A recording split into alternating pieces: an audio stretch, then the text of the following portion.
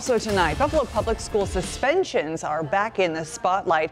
This as a new report claims black students are more than twice as likely to be suspended than their white classmates. Our education reporter Josh Bazan digging into the story tonight to find out what is fueling this reported disparity.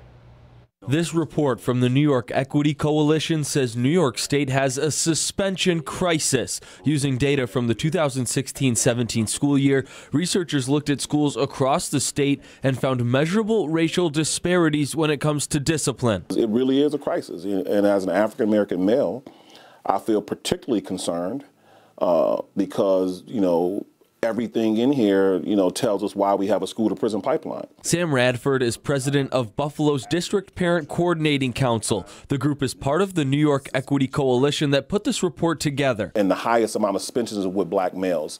So the data shows Buffalo has the highest suspension rate of the state's 5 large city school districts.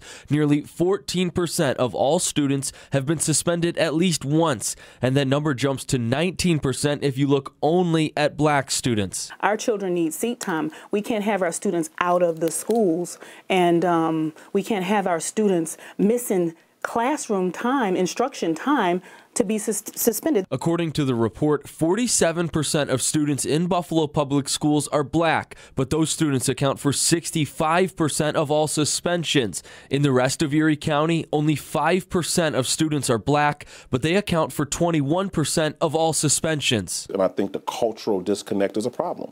I think we need to have more teachers of color, more teachers that come from the community that the children come from. We also wanted to make sure that our approach was multi-pronged. So we didn't want to only provide professional development to our teachers, but we also wanted to ramp up the supports that we offer to our students under the education bargain. Buffalo Public Schools has focused on lowering suspension rates the last 3 years and says numbers are down so far this school year. In Buffalo, Josh Bazan, 7 Eyewitness News.